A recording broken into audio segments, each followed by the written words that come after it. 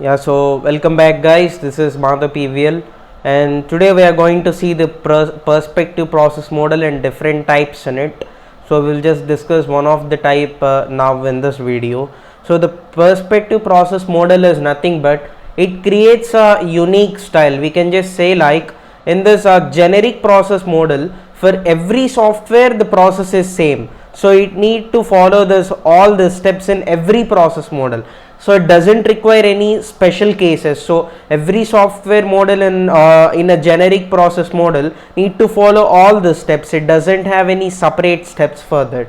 But whereas if you just get into this perspective process model, each software model will have its separate style of separate way of creating application. So it will have a separate ways of creating an application according to its need.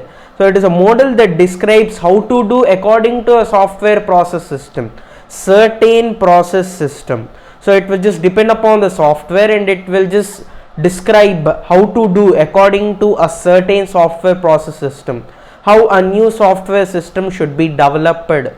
So the models are waterfall model, and then incremental model, and then evolutionary process model, and then concurrent model.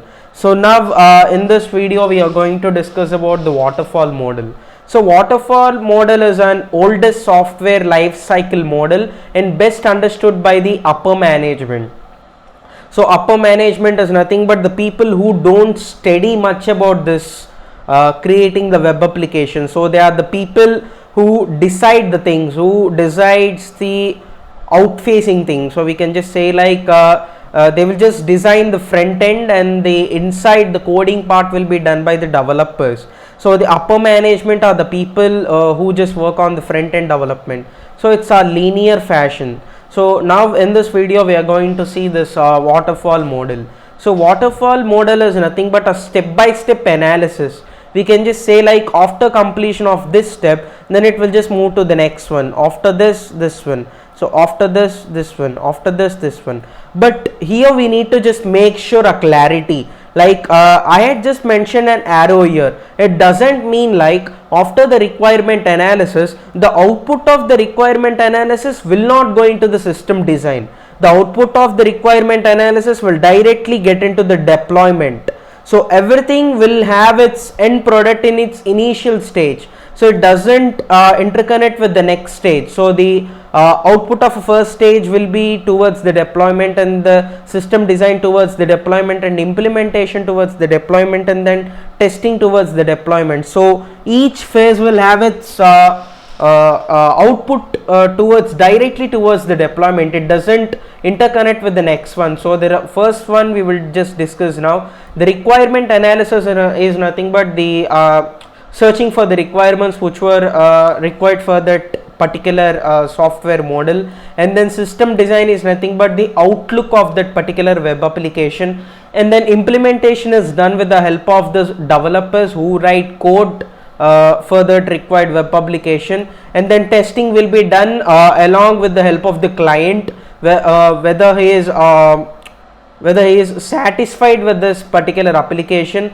and then deployment is nothing but creating a final product. So this is a waterfall model, and then advantages of a waterfall model is simple and easy to understand, and then easy to manage. Phases are processed and completed one at a time. So one at a time, only one process is completed at a time. Multiple things can't be managed in this linear fashion water model.